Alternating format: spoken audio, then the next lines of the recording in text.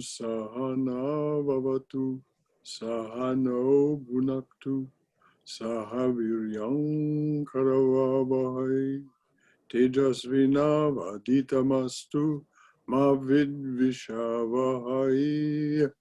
Om Shanti Shanti Shanti. May the Divine Being look over us lovingly as a mother and father. May the Divine Being support and nourish us as a mother and father. May we have the strength and skill to study together the art of spirituality. May no misunderstandings arise amongst us. Om, peace, peace. Peace be unto us and to all joyous and suffering beings everywhere. So, good morning, everyone, and namaste. It is Father's Day. Jai Shri Ramakrishna, Jai Shri Ramakrishna, Jai Shri Ramakrishna, who's recognized as the father of this place, but also salutations again and again to all fathers on this their day. There is a great sacrifice and austerity in being a good parent, and so much respect, much respect. Salutations on this your day. There has been an open question about July 4th. It's felt that July 4th is still too soon to meet without masks. So our July 4th congregational celebration will be online. Because it's too soon to meet without masks, and it won't be much fun to gather together and have a meal and so on with masks, we're going to continue to be online. As you probably know, the number of cases is once again rising in Georgia because of the easing of restrictions. So we're not going to participate in that here. Therefore, I ask you to prepare something for that day, about that day, to share with us. Either a tribute to Swami Vivekananda, or as you may not all of you know, Swami Vivekananda quite deliberately left the body on July 4th, 1902. He did that as an homage to this country. Swami Vivekananda spent 7 of the last 10 years of his life in the West.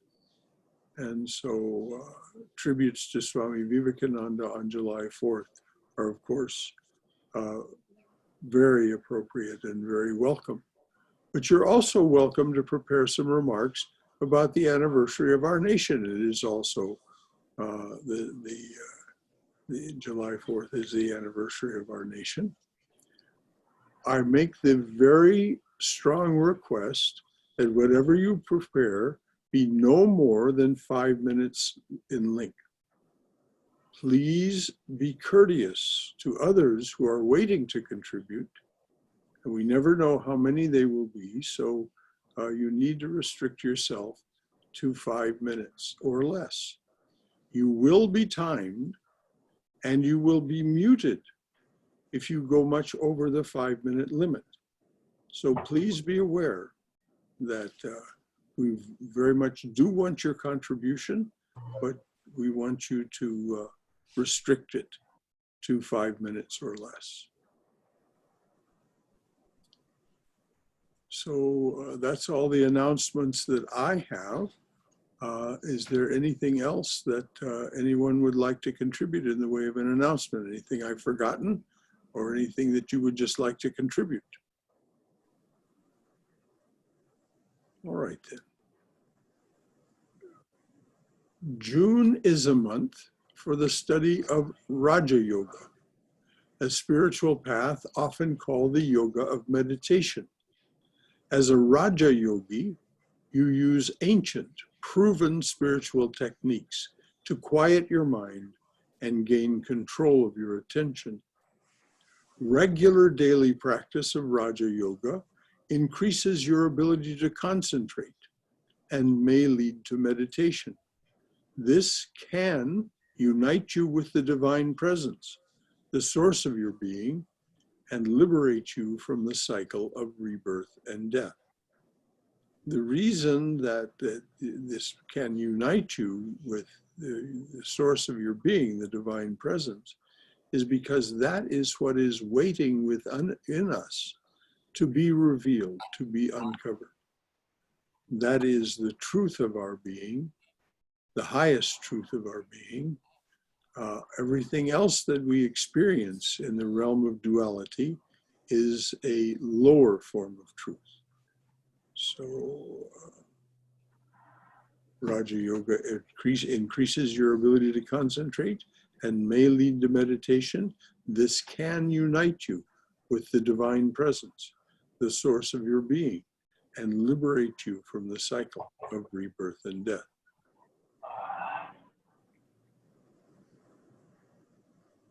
So I'll start with our regular opening.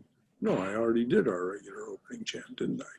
So we don't need to, So once again, welcome. There is no song this morning. So we'll just go directly to our topic, your spiritual practice and Raja Yoga. Your spiritual practice and Raja Yoga. What happens when you simply follow a holy person's instructions? In his gospel, Sri Ramakrishna gives this example. You receive a letter asking you to buy some things, a certain amount of cloth, a quantity of food, and so on, and send them to the one who wrote you the letter by parcel post. You do as you are asked, task complete. What then? The master says, no need to keep the letter, you can discard it. And there's no need to ask for further instructions. What's the point? A holy person's teachings are like that letter.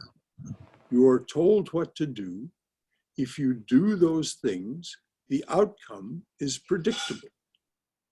In that sense, this is why Vivekananda likened spiritual practice to science.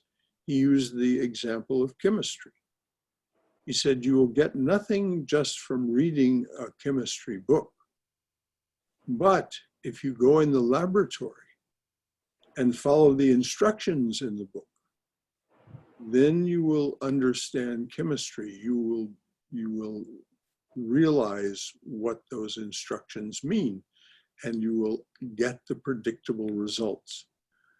Well, as in his book, Raja Yoga, Vivekananda says the same thing is true of spiritual practice. And of course, Raja Yoga is based on the Yoga Sutras of Patanjali, which can be thought of as a long letter from a realized soul with detailed instructions on spiritual practice. If you haven't read some translation and commentary of Patanjali's Yoga Sutras, it's highly recommended, and you will see why as we go ahead. Great teachers of the Ramakrishna order, Vivekananda, Prabhavananda, and others, have translated the sutras into English and commented on them, so you would know how to make Raja Yoga a part of your daily routine. That's what we'll talk about this morning, Raja Yoga and your daily routine. But first, I'd like to remind you of the conversation that we had over 5 weeks about Don Juan Matus, Don Gennaro, and Carlos Castaneda. These two Dons, Don Juan and Don Gennaro, were masters of the Toltec lineage. They were brujos, that doesn't translate. Just like many words in Sanskrit don't translate, brujo doesn't translate. It means a master of spiritual power, but that's not really a translation. So Don Juan Matus, Don Gennaro, had a long relationship with Carlos Castaneda. It took Castaneda 10 years to go from being a smart aleck student working on his PhD at UCLA to realization that he was Don Juan's apprentice and Don Juan was his teacher, to becoming a brujo, someone who could abide in the way of being taught by the Toltec lineage of which Don Juan was a master. Carlos Castaneda made the restraints, observances, and other practices of the brujo's understanding his own. The brujos have an understanding very similar to those that we are taught in this lineage, that the world as we experience it is an appearance, not a reality. So he, Castaneda, made the restraints, observances, and other practices of that understanding his own and achieved their results. He became a brujo. This great feat took him only 10 years. Now we may think, well, 10 years is a long time. 10 years is no time at all. If you're going to become a medical doctor, you'll probably be in your residency, but somewhere in those 9-10 years. If you're going to become a PhD, you might have finished your dissertation and be ready to defend it. If you're going to be a master of tennis or a chess champion, you will begin to be competitive after 5 years or so. And by the time 10 years has elapsed, you may be, if you're dedicated and sincere, you may be a master. So 10 years is no time at all. We need to keep that perspective as we do our spiritual practice. Sri Krishna tells us over and again in the Bhagavad Gita, you must learn to meditate. If you wish to make progress in spiritual life, you must learn to meditate. Without meditation, where is happiness? Where is peace of mind? And Sri Krishna gives us many instructions throughout the Gita on how to think about meditation, how to approach meditation, and how to actually practice meditation. Swami Vivekananda summarized those instructions this way. This is a quote: each soul is potentially divine. The goal is to manifest this divinity by controlling nature, external and internal. Do this either by work or worship or psychic control or philosophy, by one or more or all of these, and be free. And be free. This is the whole of religion. Doctrines or dogmas or rituals or books or temples or forms are but secondary details. So learning to control external and internal nature is one way of talking about the goal. Control nature, external and internal. We do this by learning to control the mind and have no longer a reliance on the mind as we knew it to interpret reality and give us an accurate version. And Swami Vivekananda says that is the whole of religion. Everything else is a secondary detail. Vivekananda's bold words point directly to the purpose of Patanjali's yoga, the realization of one's innate divinity by gaining control of the outer and inner aspects of the human form. Now, before we go on into the particulars of Patanjali's yoga, are there any questions or comments that you'd like to make about what's been said before, said so far? Please do ask any question that has arisen in your mind. We don't want to go ahead if there's something that is not resolved, because this is a building block process.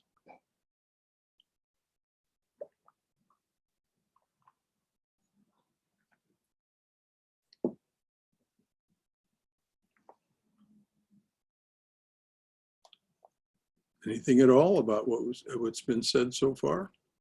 I have a comment to make, Brother Shankara. Haima? Yes, Haima. Unless we see the divinity within ourselves, we will not be able to see divinity in other people.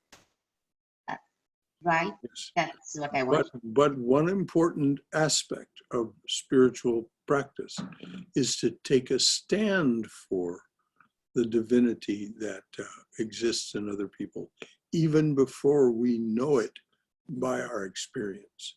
The reason being is that it makes, when we get to the yamas, it makes the yamas so much easier, and other spiritual practices so much easier if we believe we are dealing with the divine person, the divine being, as it appears in other people.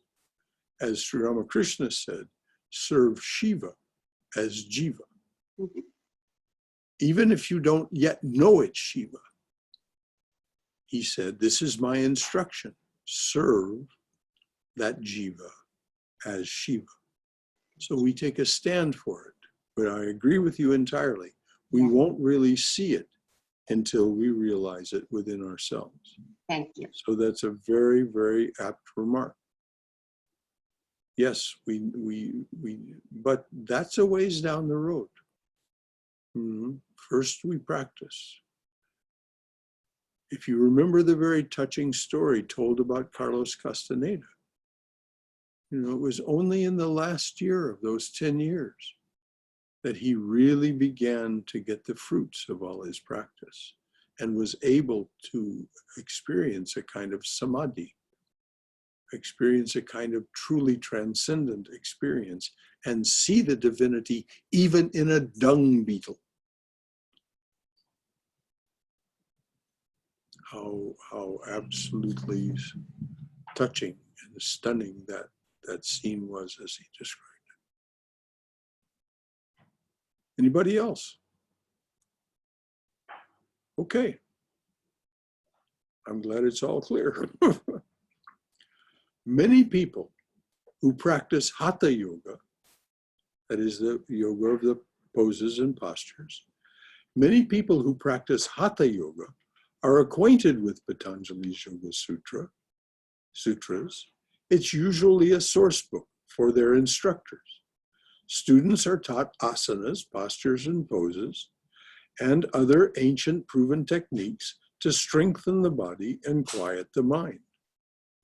Patanjali claims these exercises lead to greater psychological and physical poise, heightened mental alertness, and increased psychic power. Yet serious students find these are just the first rewards for spiritual practice. Just the surface. Just over time, these students develop a much stronger ability to concentrate. This one-pointedness of mind may lead to meditation.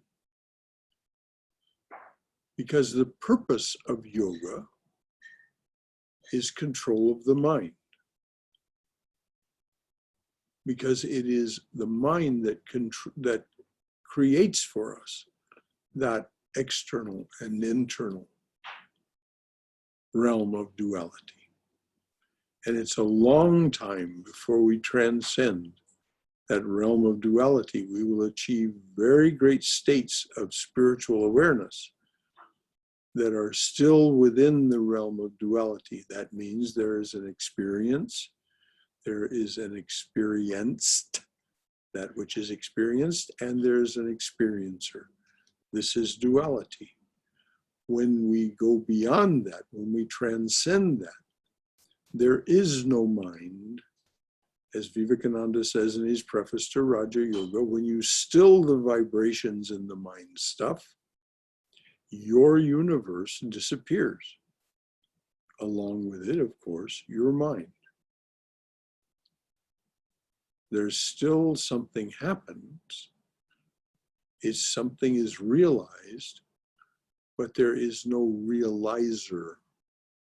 No one to experience it. It's simply you realize that which was always and already there. We heard this very nicely explained by rneucollins in her discussion of Sri Nisargadatta Maharaj. So from Patanjali's point of view, control of the mind is the deeper purpose of perfecting the asanas and other techniques. These techniques allow the body to sit perfectly still, comfortably, for long enough to train and calm your mind and turn it within. So first you have to be able to sit still in a comfortable posture. Now that doesn't mean you have to sit cross-legged, especially you do not have to sit cross-legged in that way that brings the feet up on the thighs and so on.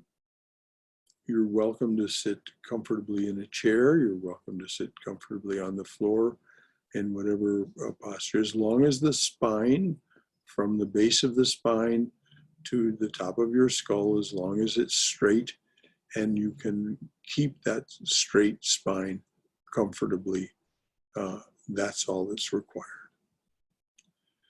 According to Patanjali, most of his methodology, 6 of the 8 limbs of his yoga, most of that methodology is devoted to achieving this ability to concentrate and meditate.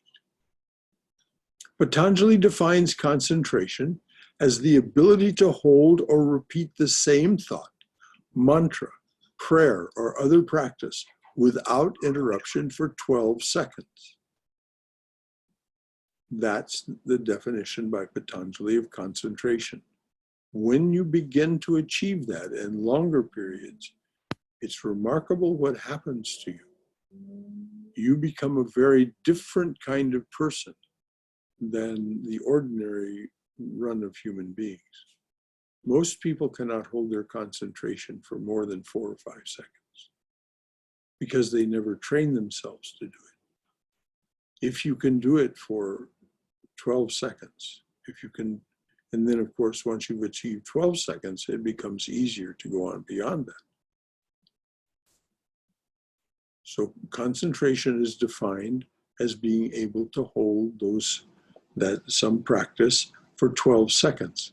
Meditation begins when the object of concentration can be held continuously for 2 minutes, 24 seconds. Now we're talking about the need for all those years of practice. Because to get from 12 seconds to 12 times 12 seconds, or 2 minutes, 24 seconds, is not easy. It can be done. It can be done by everyone who's with us this morning. No question. As Swami Vivekananda said, education is nothing more than the training of the nerves. Education is the manifestation of the perfection already within. This is why a great tennis player can learn to place the ball in a 4x4-inch square area, all those yards away on the other side of the net. And the first time they place it in that 4x4-inch area, it'll bounce to the left. The second time they do it, it'll bounce to the right. The third time they do it, it'll bounce straight ahead. It's because they're manifesting that perfection already within. It's no different, absolutely no different, to do this for yourself, to gain mastery of the mind. Why does it take so long? Concentration and meditation are difficult because memories, perceptions, feelings, and other thoughts divert the student's attention away from an unbroken flow of awareness. These are the contents of our mind. You can make your own list, but it fits generally into the categories of memories, perceptions, feelings, and other thoughts. They divert your attention away from an unbroken flow of awareness. These diversions arise from the likes or dislikes we have, our fears or worries, good or bad experiences, recent or ancient, even some were told in previous incarnations, immediate desires, or fantasies of future pleasures, or simply stimulation from the five senses.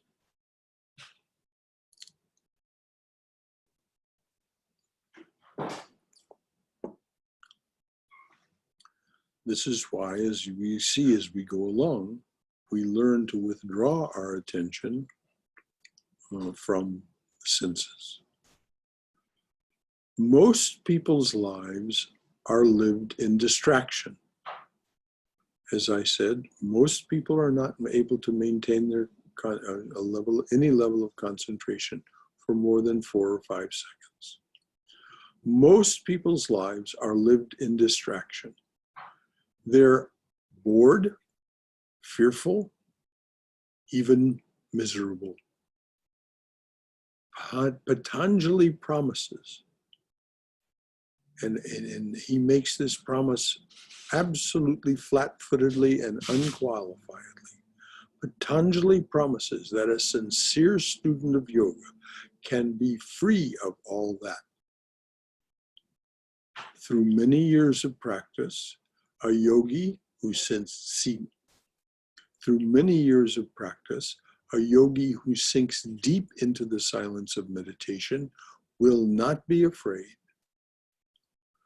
They will not be afraid of life, worries, anxieties.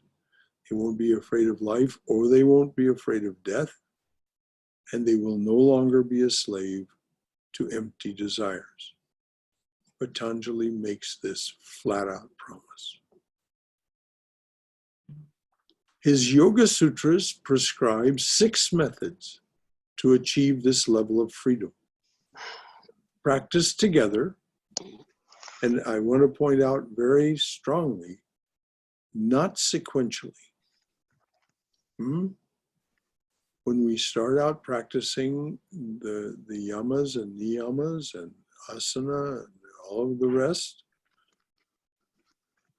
it's not like we have to master the yamas and then we master the niyamas, then we master asana. No. We take it on as a system of practice that we do, so to speak, all together.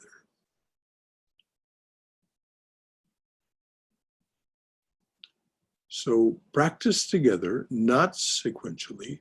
These can create a calm mind, a strong poised body, and a tranquil way of life, which are prerequisites for meditation. And I want to reemphasize We're talking about Raja Yoga this month now. That's why we're going into this in such detail.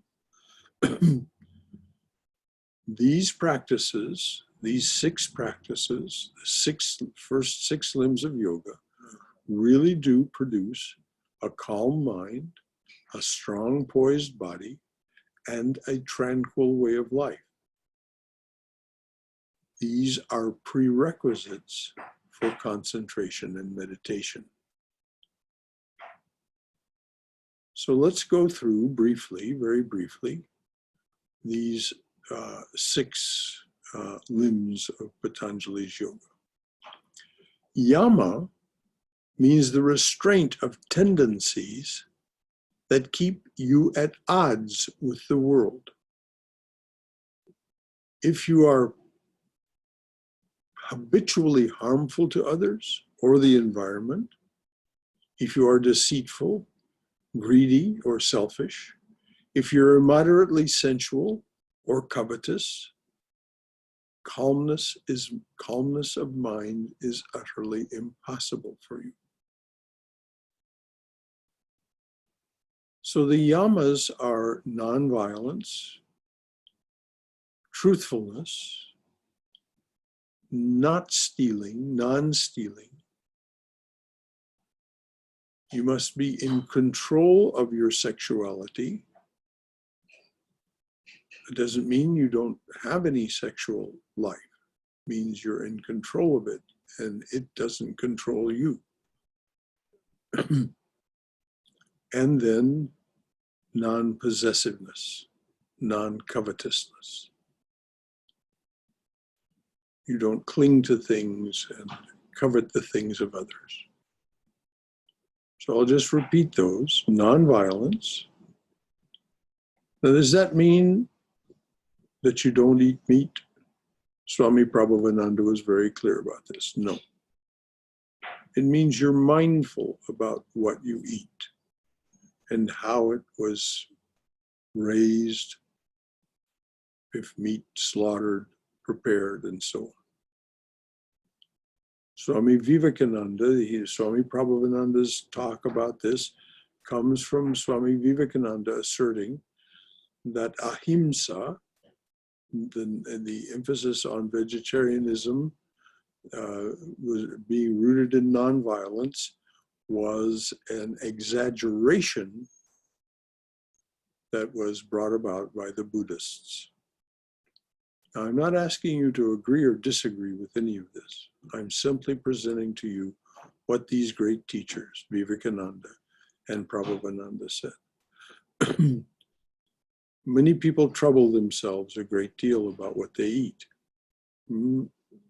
That's not inherently a bad thing, but it's best to come to a decision about it and then not think about it anymore, because you don't need anything that agitates the mind. It's interesting that Mr. Rogers, Fred Rogers, one of the gentlest human beings probably that's lived recently on the planet, when asked about it, why he was a vegetarian by a reporter, a newspaper reporter or magazine reporter, said, well, I just can't eat anything that I think had a mother. So what an interesting way to talk about it. In any event, nonviolence. We know what nonviolence is. We know, and most of what we practice in the way of violence has to do with the way we behave toward others, and particularly the way we talk with others. That's where most of us fail to practice ahimsa. We're not gentle and loving with others. So nonviolence, truthfulness.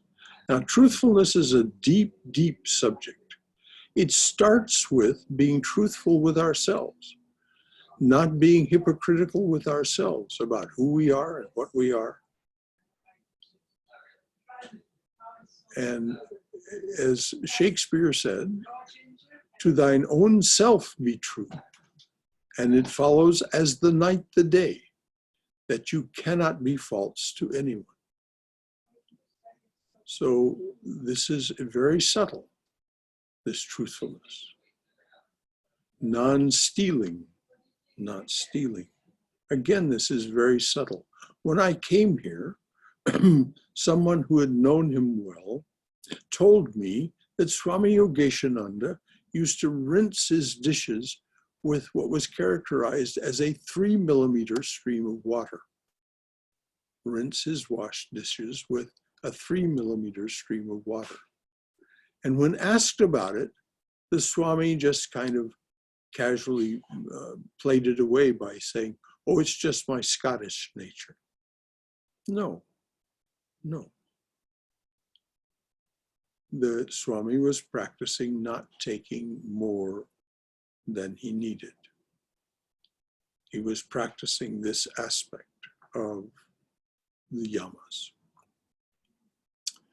Brahmacharya, or the control of your sexuality, as I said, it doesn't mean you don't have a sex life.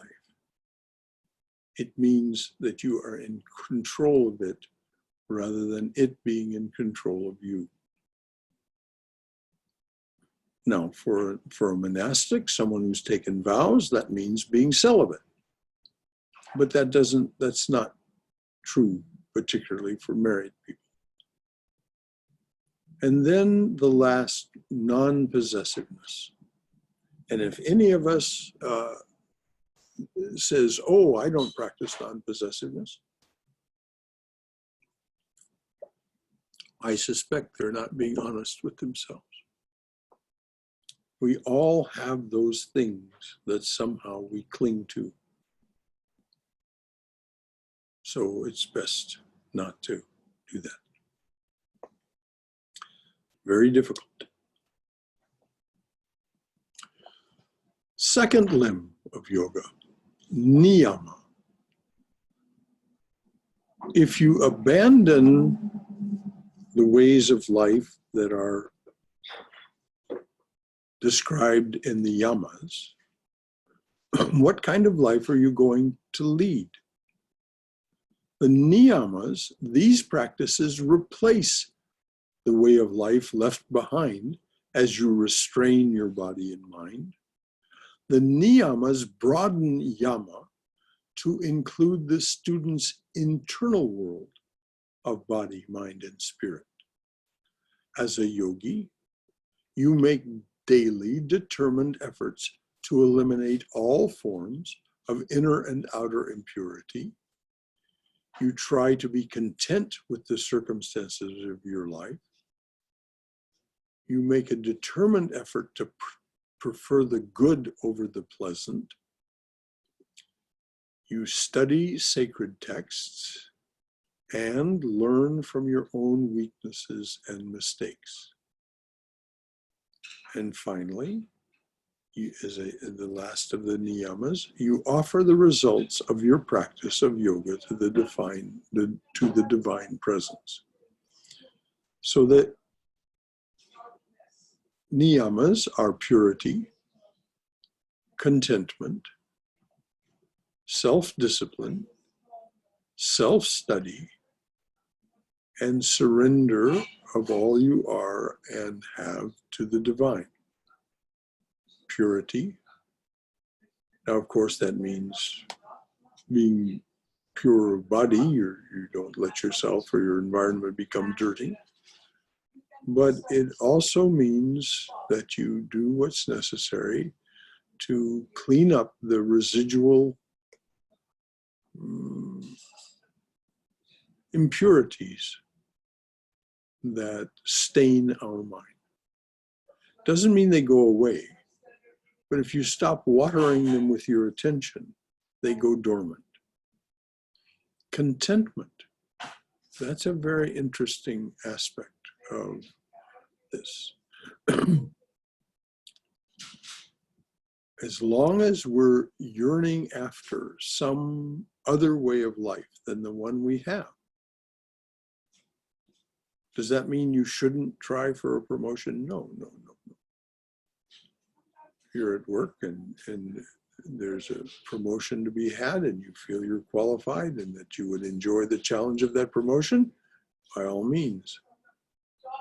No, this means that gnawing feeling that something's wrong with my way of life. No. If you read and study the testimony of the saints, you will see that in ways that we just generally don't recognize, there's every reason to be content. Self-discipline. Self-discipline means we are aware of our activities and we study the scriptures, all of those things that mean we don't slip back into our old way of life. Self-study means looking at just rewinding the day, so to speak, and taking a look at what happened throughout the day and making mental notes about, I think that's probably not a better thing not to repeat. And also making amends for those areas where you've been in some way injurious to someone else. Then surrender to the divine. If we read chapters 3 through 6 of the Gita, we'll see that this is exactly what Krishna says. Release yourself from the bondage of your actions and their results by offering them all to me. So this is just Patanjali's interpretation of that. Any questions or comments at all about the yamas and niyamas? Okay. Asana means seat, specifically a seat for meditation. Hatha Yoga's use of that word is an extension of the term to include many other yogic exercises. These poses, done regularly with proper guidance, can result in a poised, flexible, healthy body. Such a body allows you to sit still comfortably for an hour or even longer, practicing concentration and meditation. And that's all that asana is. Now we're going to come to the fourth limb of yoga, which is often misunderstood. Pranayama. Yama, as we heard earlier, means restraint. Prana, often translated as breath, is actually the subtle life force that causes the lungs to breathe and all of the body's other organs to function. Therefore, pranayama is the regulation of your life force, consciously or as a spontaneous outcome of other spiritual exercises. For instance, while practicing meditation, your breathing will slow and may even stop for a time. This natural pranayama, and that's kind of a surprising thing when it happens to you once you begin practicing concentration and meditation for a while, you'll become aware, I haven't been breathing for a while. The breathing may slow, certainly will slow, and may even stop for a time. This natural pranayama happens because breathing is energetically tied to thinking, and fewer thoughts arise during contemplation, concentration, and meditation. Now we get to the fifth, which is absolutely critically important, and we're reaching the difficult, the two more difficult. Pratyahara. Pratyahara means withdrawal of the senses. The senses are naturally outreaching, naturally outgoing. So it's easy to become addicted to pleasant experiences of the outside world and get stuck there like a fly to flypaper. And you can think of, every one of us can think of instances in our own life where this is true. Senses outgoing, we reach for something. Ooh, that's fun. We reach for it again, we reach for it again. Finally, it's very hard for us not to think, for us to think of not having that. We're stuck like a fly to flypaper. Students of yoga are taught to witness these sensations, this outreaching of the senses. Students of yoga are taught to witness these sensations as just one level of experience. You can learn to turn your attention away from sensory stimulation, and explore the universe within yourself. Skill in pratyahara is required to move to the next step. Now, there's the external world of the senses, which are not really the sense organs at all. They're just the receptors for the sense organs. And then there's the self-stimulating sense organs within the brain, within the mind itself. They'll generate all kinds of fantasies, images, memories, just all kinds of things, completely absent any stimulation from outside. So we learn to withdraw from them as well. By withdraw, what this means is turn your attention away from that toward the object of your spiritual practice, whether it be a visualization, watching your breath, doing a mantra, whatever it is. When your attention is drawn to some self-stimulating sensory experience, you withdraw your attention from that and return it to your spiritual practice. Which brings us to the sixth of these, dharana. Patanjali gives special emphasis to the ability to concentrate, dharana. It will determine your level of achievement. Your ability to concentrate will determine your level of achievement. As Vivekananda wrote in his introduction to Raja Yoga, how has all the knowledge in the world been gained but by the concentration of the powers of the mind? Then he makes this astounding statement, but if you think about it deeply, you'll see what he means. We are infinite beings. And so he says, there is no limit to the powers of the human mind.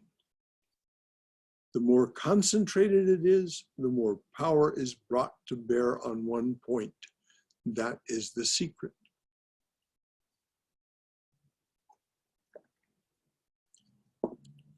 Every scientist, every musician, every artist, everyone who excels really in any field, they will tell you, yes, I know that secret.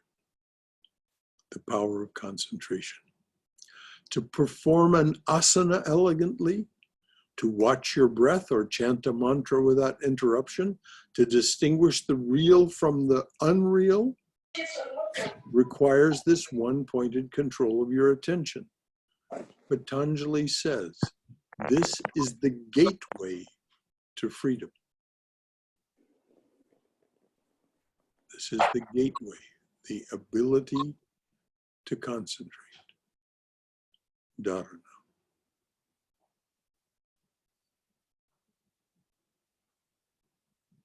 And as I said earlier, it takes years. It takes years to get beyond that 12 seconds, to get beyond the 2 minutes, 24 seconds. But what happens if you do? Beyond that gate, you will experience daily life and its miseries very differently. As Sri Krishna says in Bhagavad Gita, Yoga is the breaking of contact with pain. And so he makes this great promise. You can break your contact with pain through yoga. What's yoga mean? Yoga means union on the one hand, union of the Atman with Brahman, with that which is within you to that which is in the greatest sense. And it means the same word, yoga, also means detachment. Detachment from those things that interrupt. Detachment from those things that keep us trapped within the lower realms of experience.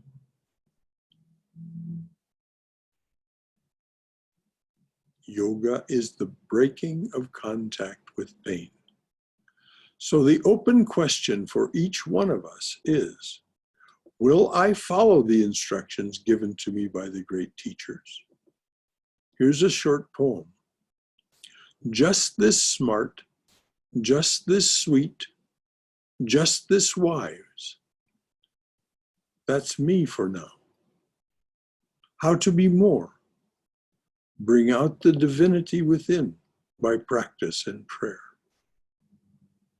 Just this smart, just this sweet, just this wise. That's me for now. How to be more? Bring out the divinity within by practice and prayer.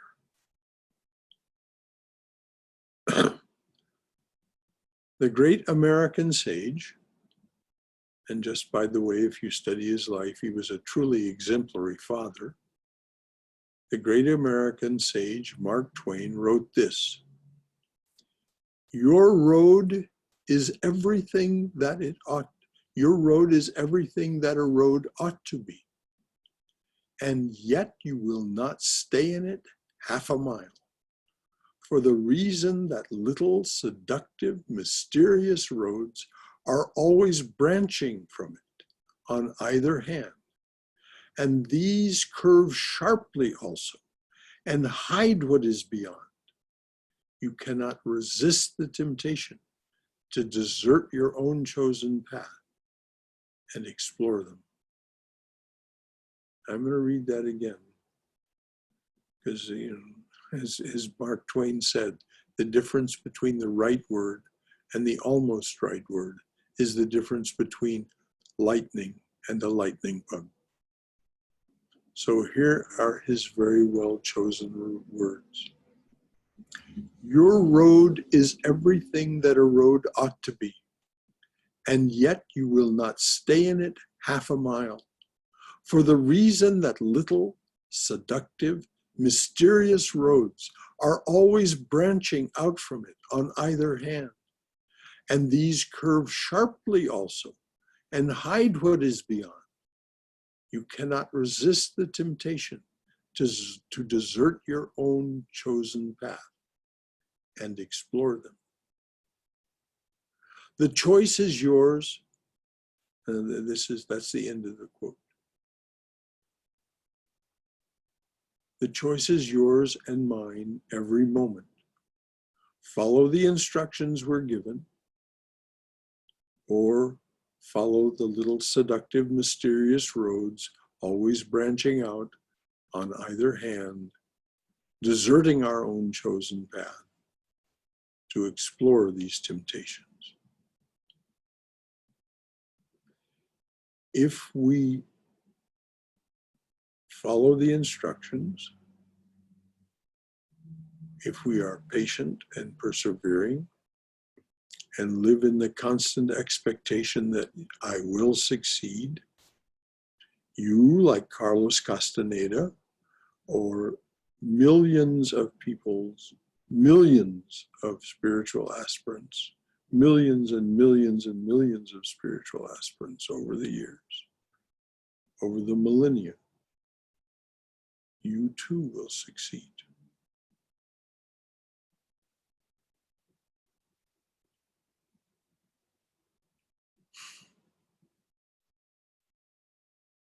So now comes that part that I treasure so much, and I hope you'll participate. What has this given rise to you in you? What does this bring forth in you? What are your comments? What are your questions? This is studying the art of spirituality together. One of the great ones that I had fallen at the feet of one time picked me up and held me by the shoulders and said, "Come, let us go forward together." So come, let us go forward together. Let us share with one another. What are your comments or questions? This has got to be challenging. I had a question, Brother Shankara. This is Keith. Yes, yes, Keith. In terms of pranayama, in his teaching, is it necessary to do more pranayama than comes with meditation or even yoga?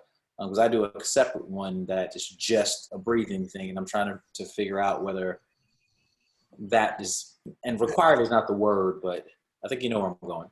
Well, the thing about pranayama, Keith, is done without supervision. There is the risk of damaging your nervous system, your brain. You can overheat and overstimulate through these practices.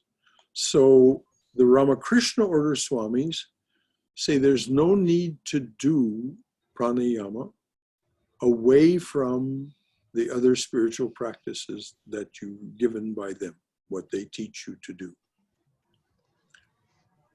They don't say you shouldn't.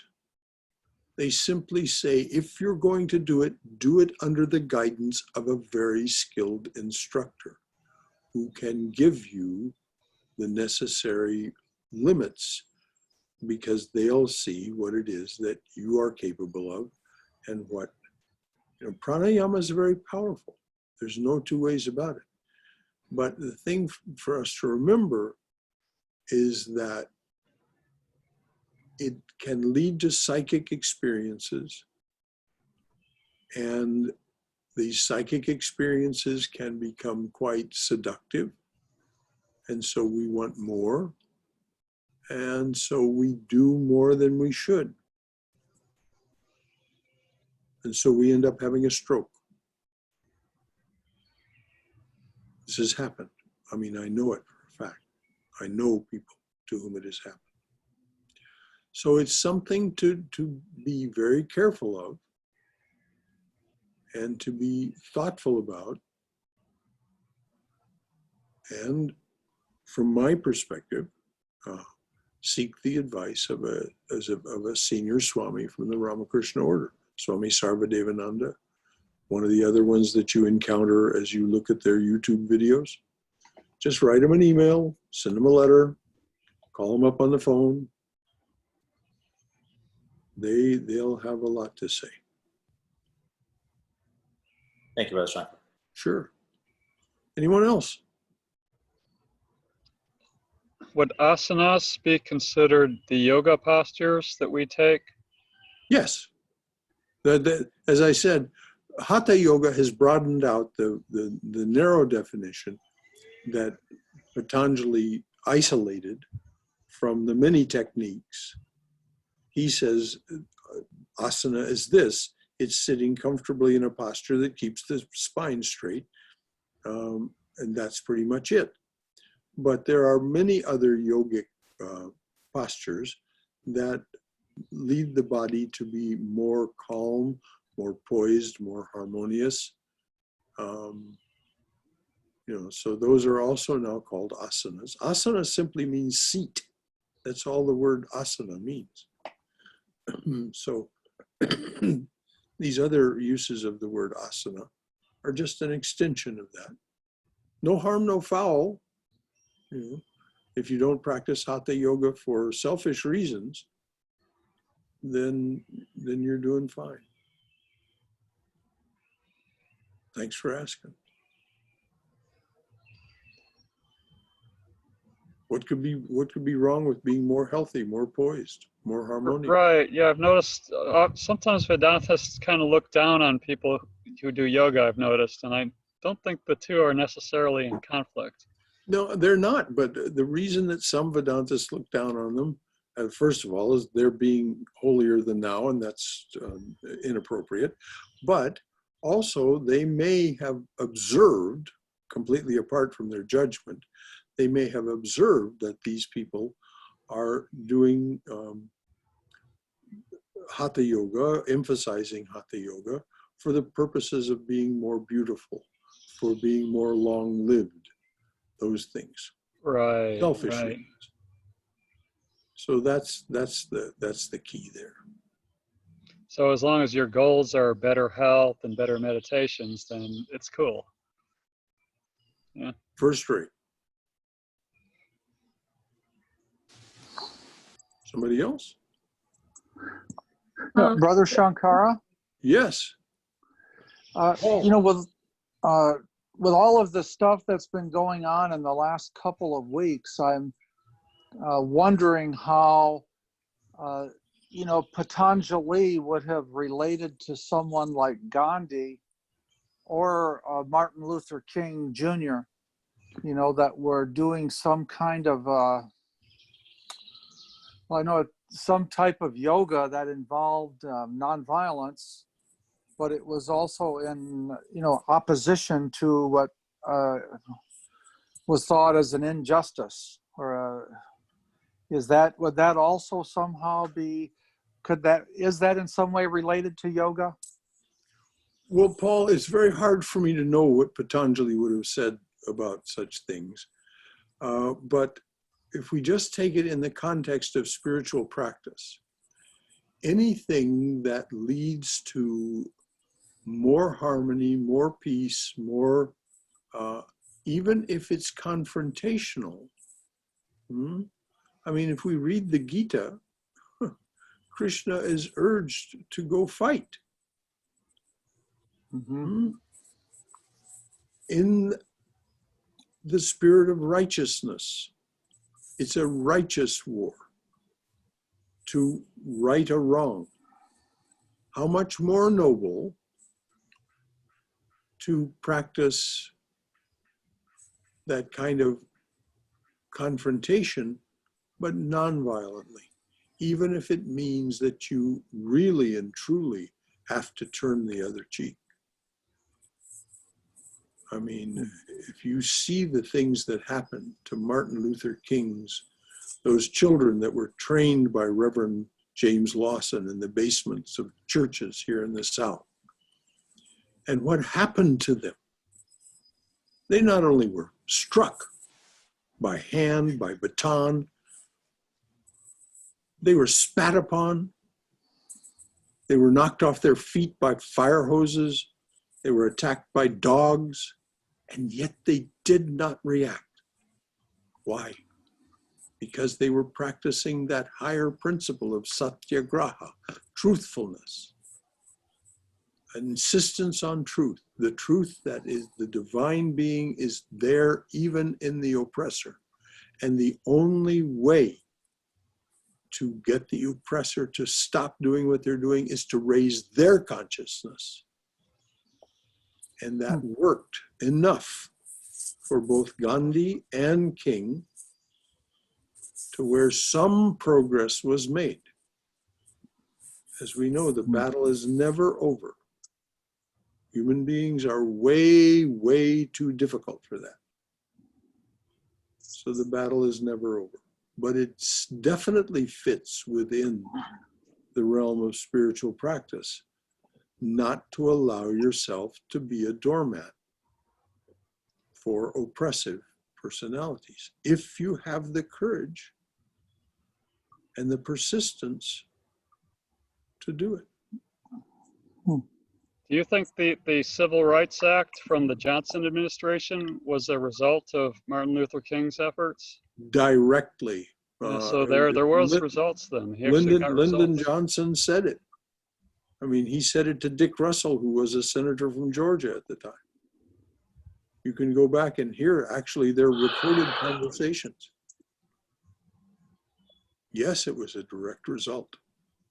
Direct result. I think that by holding the moral high ground, both King and Gandhi got people to look at them and kind of respect them, like, whoa, these guys are actually sticking to their guns here. Some people respected them, some people reviled them. It was not significant to either of them that they were praised or damned. Hmm.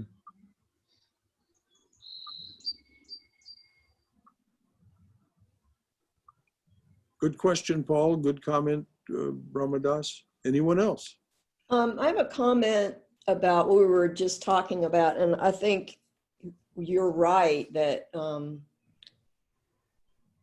the Civil Rights Act being signed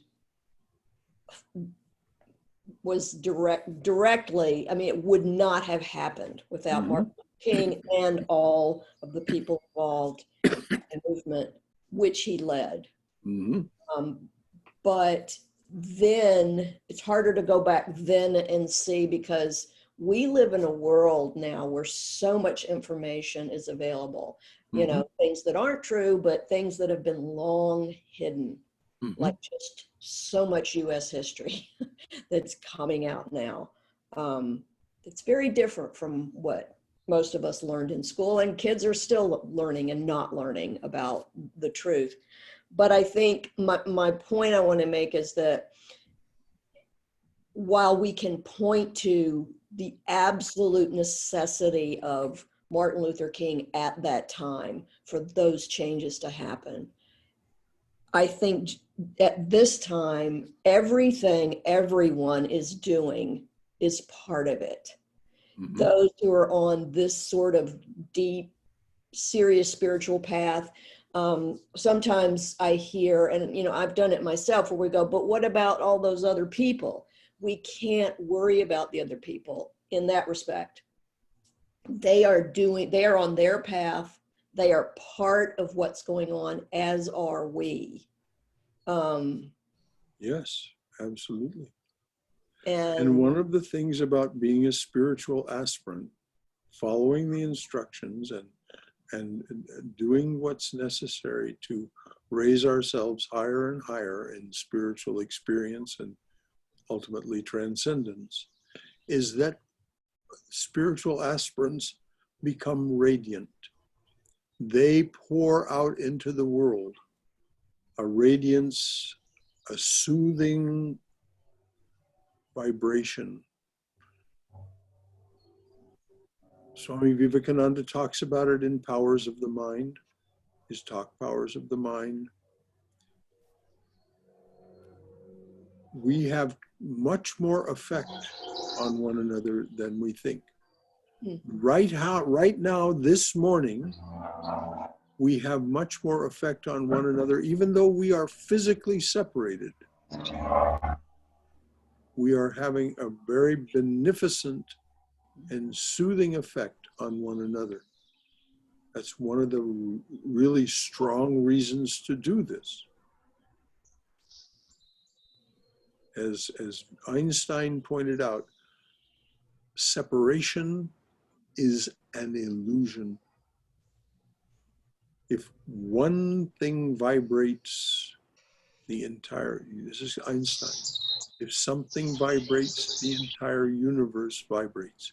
When we are vibrating, when we are radiating sattva and joy and bliss in our spiritual expression and our spiritual learning, it has a tremendous effect on us together and on the world. This is what we're told. And again, the testimony of the saints is represented by those 12 people that are profiled and whose work is in that book, Love Poems from God. They say, I am touching you right now as you read this. Across the centuries, I am touching you right now. And if you get yourself in the proper mood as you're reading their work, you feel it it brings you to tears.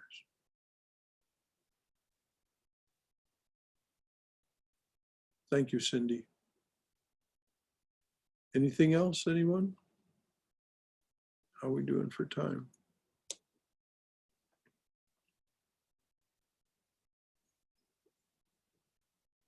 Is it really 12:12? Oh. Brother Shankar? Yes, Bhagarat, so glad to hear your voice. What's on your mind? So many things in my mind, of course. Come closer to the microphone. Okay. But we cannot share everything. But the best thing is, in this group of people, we have common thoughts which are still not shared, but they are common. We think identical. We think the same way. There are many points that you made. And there are 2 points which right now I would just, in order of priority, I will bring. In many ways, after looking at these principles of Yoga Sutra, I think animals are far better than us. And I don't know why. Why have we appointed ourselves to be superior to the animals? For example, let us take 2 examples from what you said. That when they are hungry, they eat. When they are hungry, they eat until they are satisfied, and then they don't eat. I wish the human being had that control. This is the reason why when we feed our dogs or cats at home, we put in the bowl, they go eat as much as is enough to appease their hunger, and then they don't even look at the food.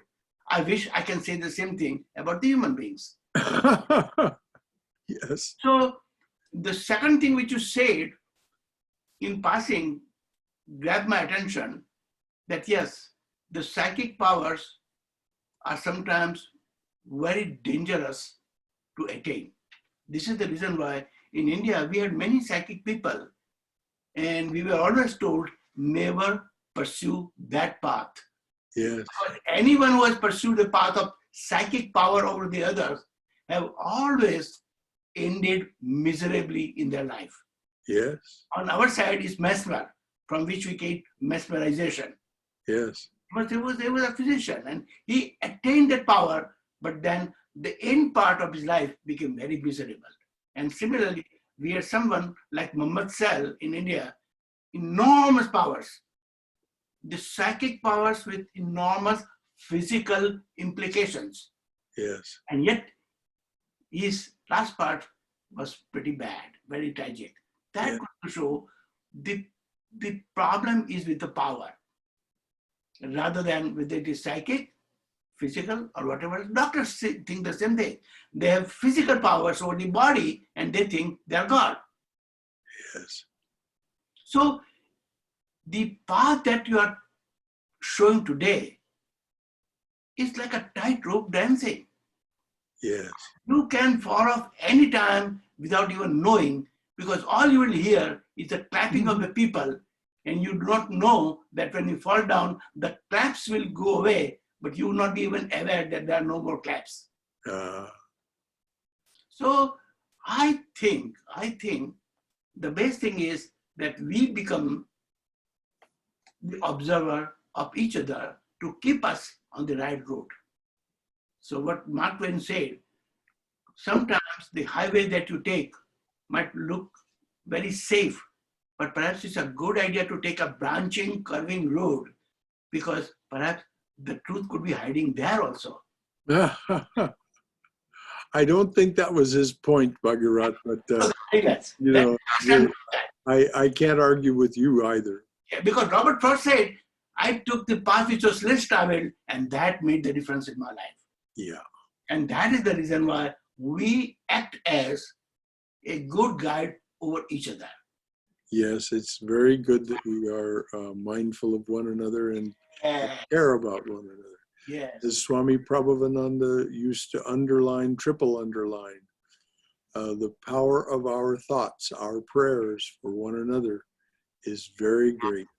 He said, what, do you think you are separate? No, we only seem to be separate. Thank you, Bhagarat. That was wonderful. Anyone else? Yes, please. Yeah, Uma. Two thoughts. One about what Christ said, love thy neighbor as thyself. Yes. Swami Vivekananda and all of our Swamis in Vedanta, we say you yourself are divine. Recognize that divinity within yourself and therefore treat everyone as divine. Yes. Now, to me, what Christ said, treat your neighbor as thyself, is that everyone you look upon them as your own self, means with the same care, same concern, compassion. But then we go ahead, we means Vedanta, goes a step forward and says, not only as yourself, but as yourself who is somebody very special, divine. And therefore, I think our approach of divinity, looking at divinity within each one of us, is probably a better idea to reach, divinity. Recognize the divinity within yourself, not just that you are like others and others are like you, but that we all are basically pure divine being. Yes.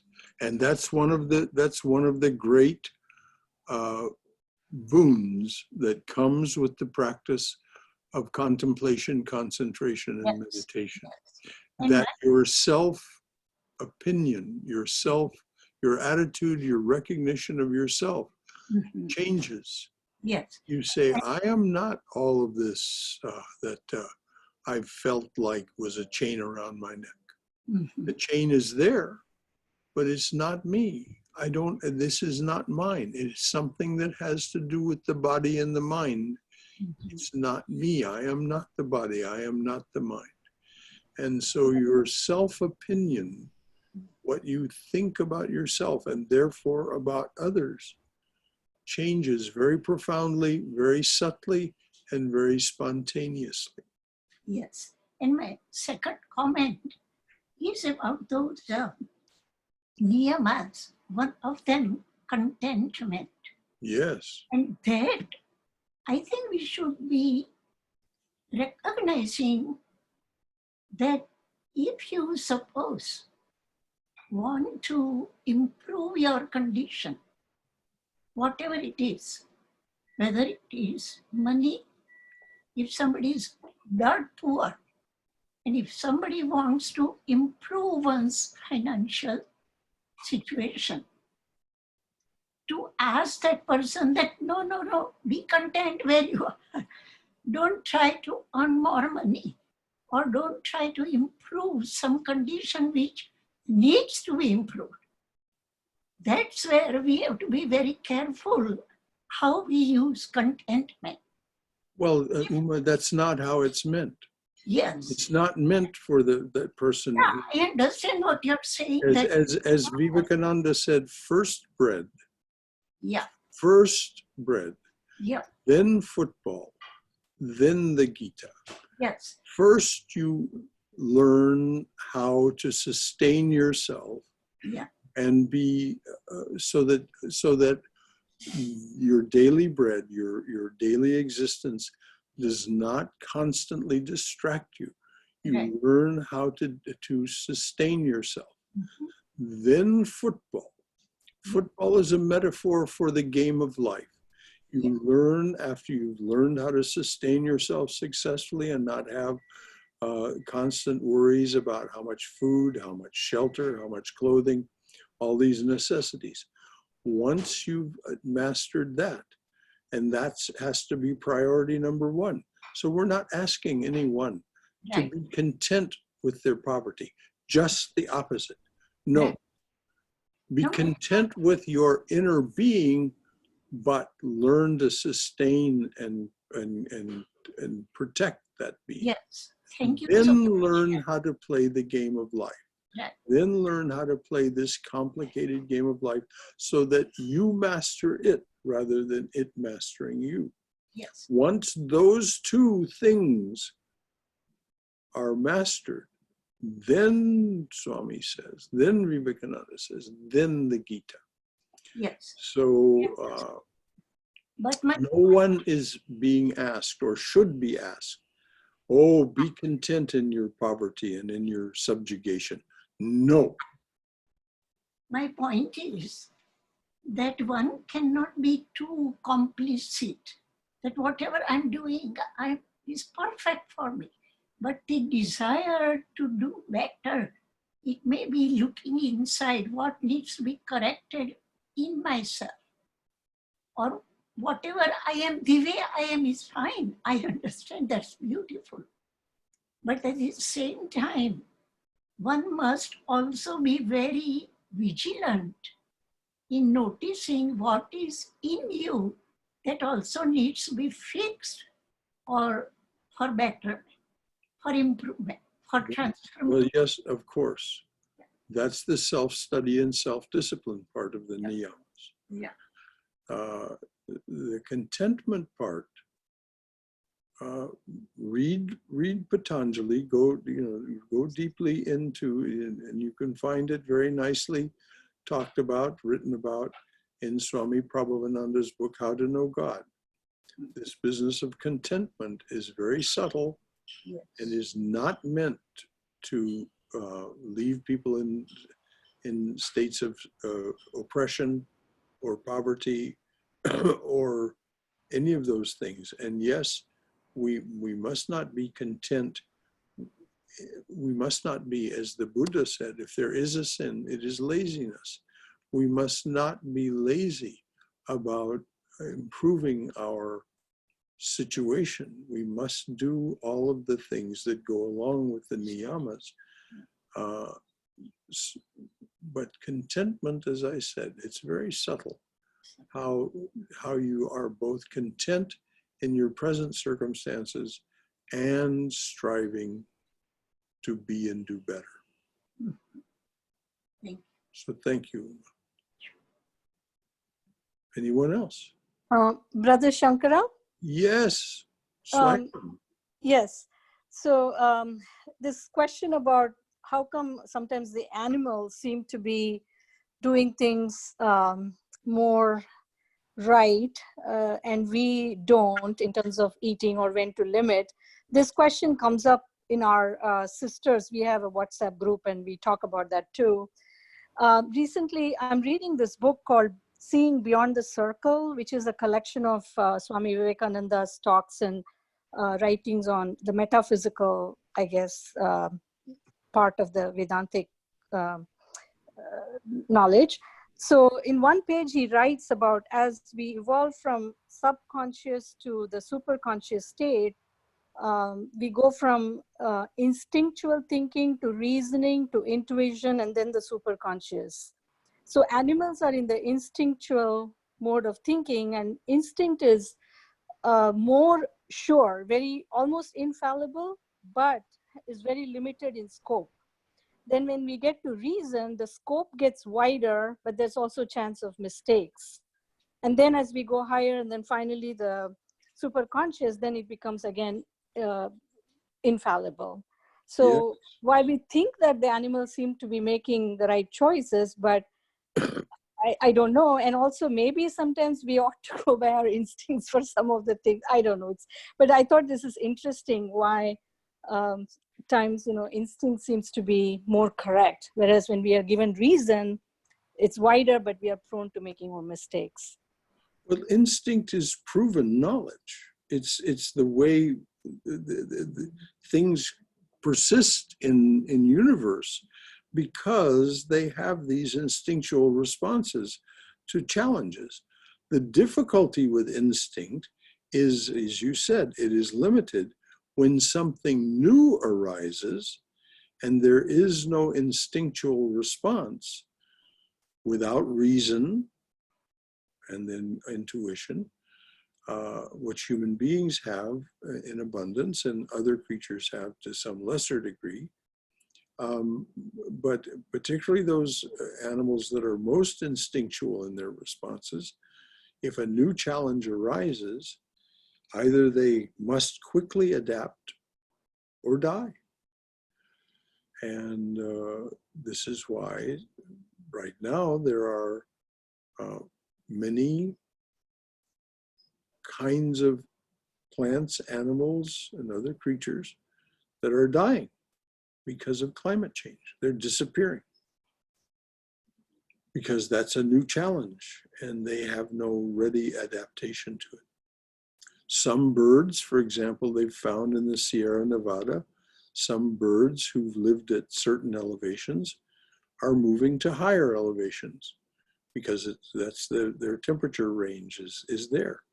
But they're struggling somewhat because they depend on a food ecosystem that may be more limited in that situation. So there's this instinctual way of being is there for a reason. But as I say, as things change, instinct is a limitation. And our human ability to adapt more quickly is an advantage. But the thing for us to keep in mind is, how much attention do I need to pay to that?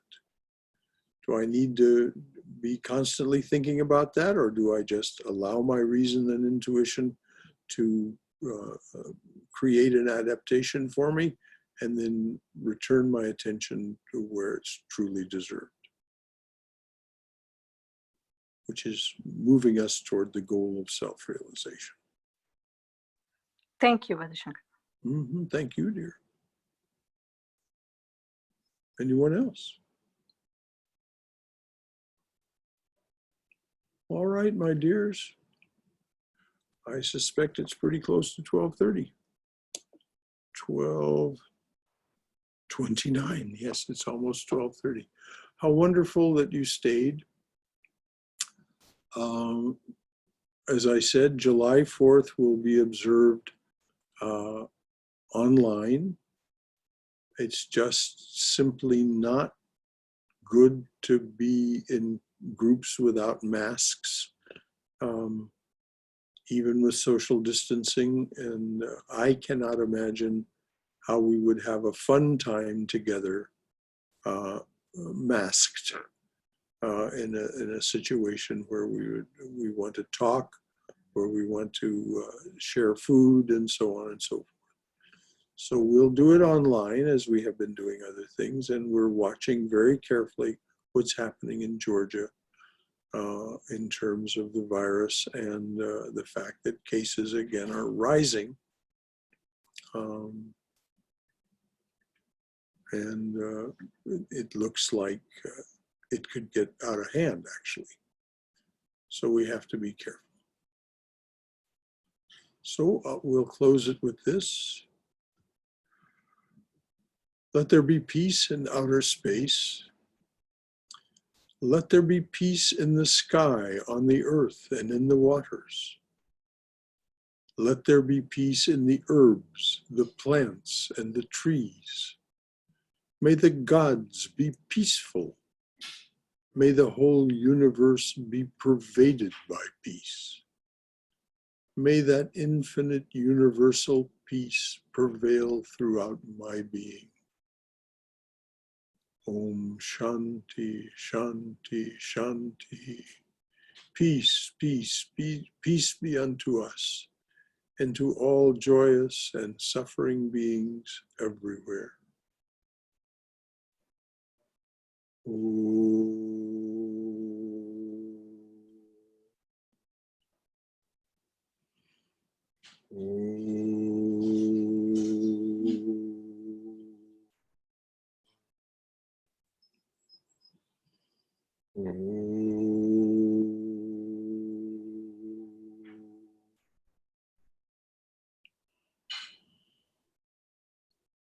So you'll hear from us in the newsletter about July 4th and so on. And in the meantime, may you be joyous and peaceful, cheerful as you can be under the circumstances. Jai Shri Guru Maharaj Ji Ki Jai, Durga Durga Durga. Go in Mother's loving and protective embrace. Hasta luego, everyone. Thanks, Brother Shankara. Thank you. Thank you. You bet. Thank you. Thanks, Shankara. You're welcome, Lori.